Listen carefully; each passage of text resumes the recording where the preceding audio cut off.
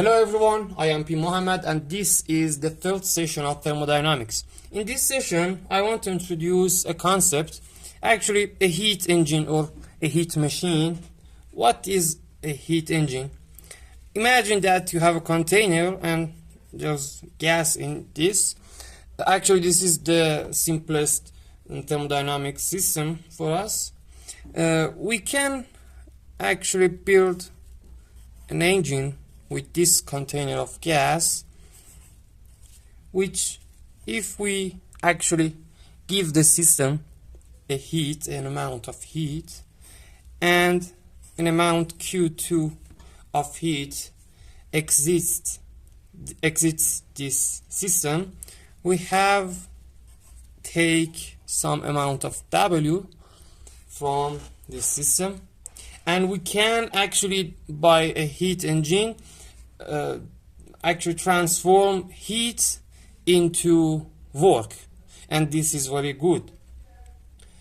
From the first law of thermodynamics, we have delta U equals delta Q plus W.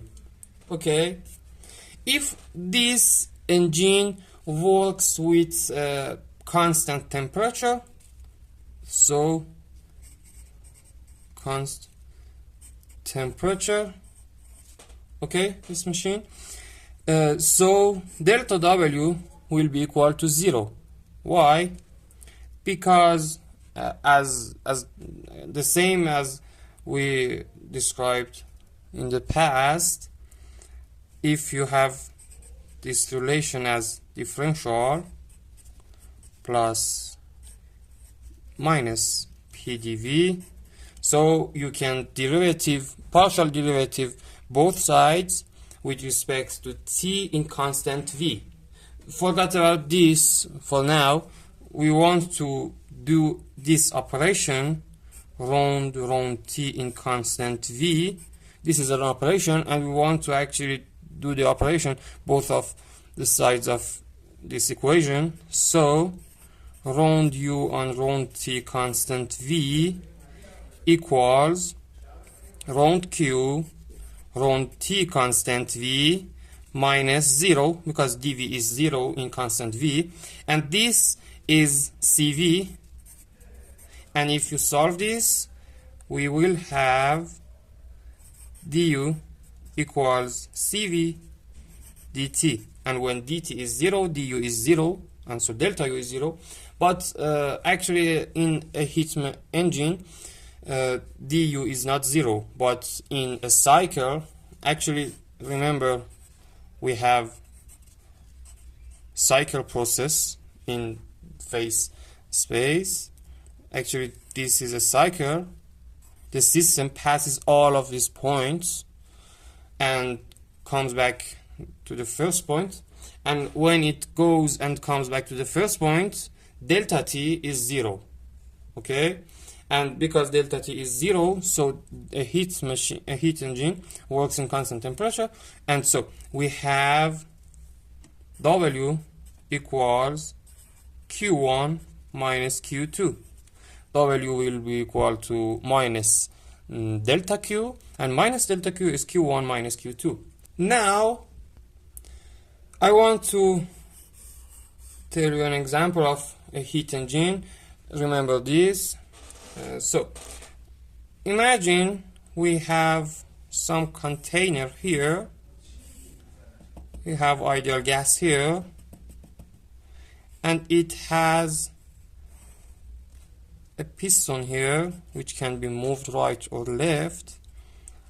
So we actually build this machine like this. Imagine here is a river or something. We have a bucket here, and we want to take water from this river. Okay, now give the system an amount of Q1. When you give the system an amount of Q1, the temperature of the gas increases. This is the ideal gas, so PV equals RT. P is constant. Why? Because the piston can move actually right or left. The movement is hard because here we have a weight, but in the end the pressure will come back into the actually P0 to the constant amount. And you can say when temperature increases, volume increases too. Actually pressure changes too, but in the end we will have increase in volume. When volume increases, the piston will move here and the rope moves here too, and we can actually take the water upper, and we will actually extract the water from bucket, and after that we stop giving heat to the gas and let Q2 exit from the system. Actually we let the system cool. When the system is cooling, the piston will come back. When Q is actually exiting the system, T will decrease and the same V will decrease too, and the bucket will come back down. Actually maybe you tell me that when the bucket is here, a person should be here and they should actually expend work to extract water. But I can say instead of a bucket you can use a tube. Let me draw it here. Imagine this is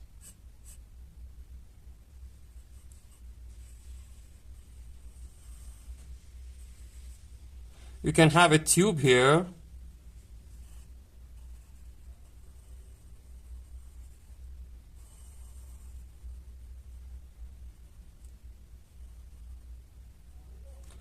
this side is not changeable, and when it is going up, the tube actually extracts water from the river. Okay, this was an example. In this example, what an engine is more efficient for us? We want work from engine. Okay, work is important for us. We have W equals Q1 minus Q2. What we actually expand is Q1, so we want less Q1, so we use less oil, for example, and we want more W, so W on Q1, actually this is named eta, and the more eta, the more efficient the engine is. So eta is called efficiency of the engine. Okay. If a machine or engine has two circumstances, it is called a Carnot machine. Engine is better. 1. The processes should be reversible, and 2. It should be worked, actually it should work between constant temperatures theta 1 and theta 2.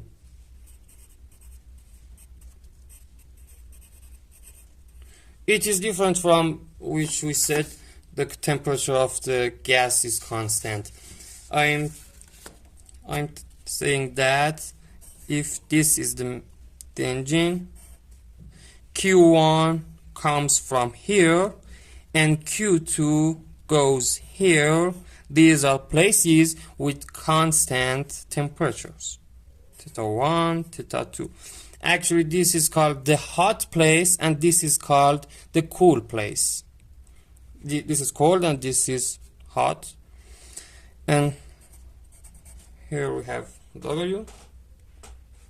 And we will say soon that why these circumstances and what is the speciality of the Carnot machine. Now I can present the second law of thermodynamics. The second law.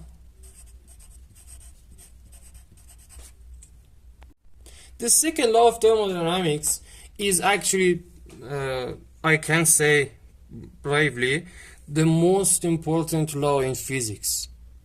It has a difference from the zeroth and the first laws. It says that what events cannot happen, and actually it says a special event is impossible.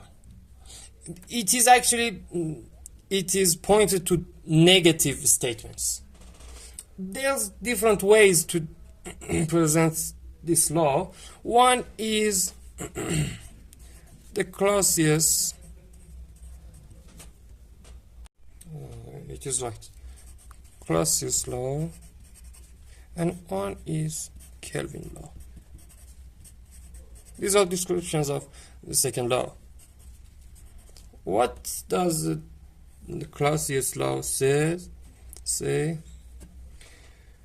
Actually, it says if you don't expend any amount of work, it's impossible that an amount of heat from the cold place go to the hot place.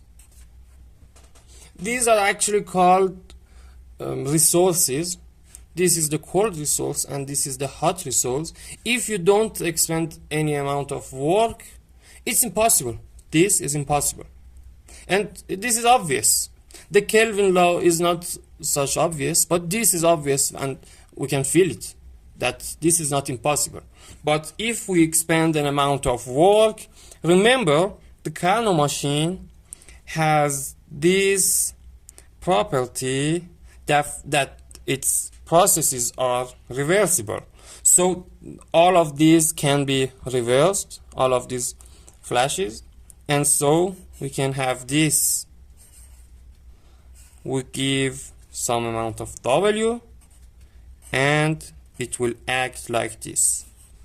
This is the cold source and this is the hot source, and you can see that when we give some amount of W to the machine, it takes heat from the cold source to the hot source. But if the W is 0, it's impossible. This is the Clausius law, actually. And let's go to the Kelvin law. Kelvin law says that actually eta can't be equal to 1. What does it mean? If eta is 1, so Q2 will be equal to 0, and this is impossible. Kelvin law says you can't have a machine that takes an amount of Q1 from a source and transform all of it to an amount of W. It's impossible. This is not such obvious, but this is true. In next session, I will prove that these can be proved by each other. Actually, if this is false, this will be false, and this false will be held that this will be false. And I will prove it that these are actually equal laws. But now, forget about it. Now, I want to describe a very important statement which uses the second law of thermodynamics. It says that if you have a Carnot machine and you have another machine that is not a Carnot machine, which means that it doesn't have the properties of the Carnot machine, the efficiency of this is certainly less than or equal to efficiency of Carnot machine. Eta. Okay, so always we have eta less or equal than eta c, and we can prove it by the second law. This is not axiom, and we can prove it. For now, just forget about proving of the second law and accept it as an axiom. A Carnot machine can be reversed. This is the not Carnot machine, and this is the Carnot machine. Imagine here is the hot source, and here is the cold source. The not Carnot machine takes some amount of Q hot, actually let's name it N, means not Carnot machine, and gives some amount of Q cold, not Carnot machine, and gives some amount of W. Carnot machine has the property that it can be reversed. Let's use it as a reversed Carnot machine.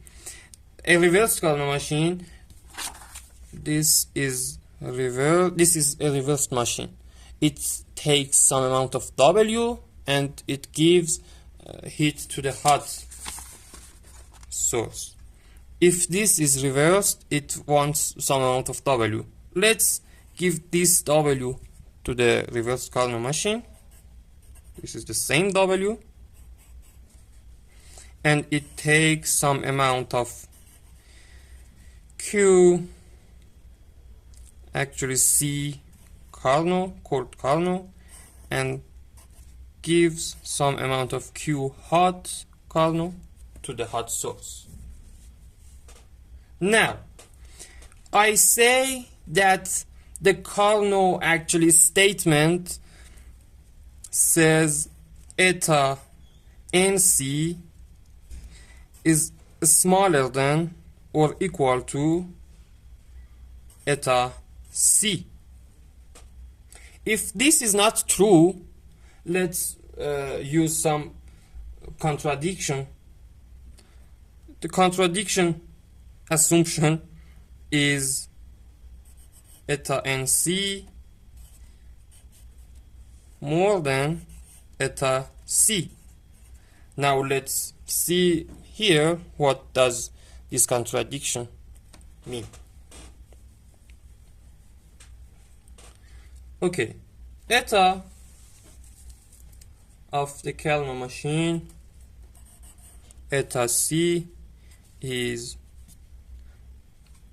W divided by QHC,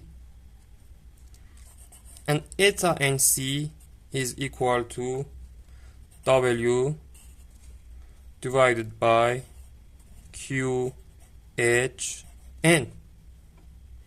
and the contradiction says eta NC greater than eta C, so we will have QHC greater than QHN.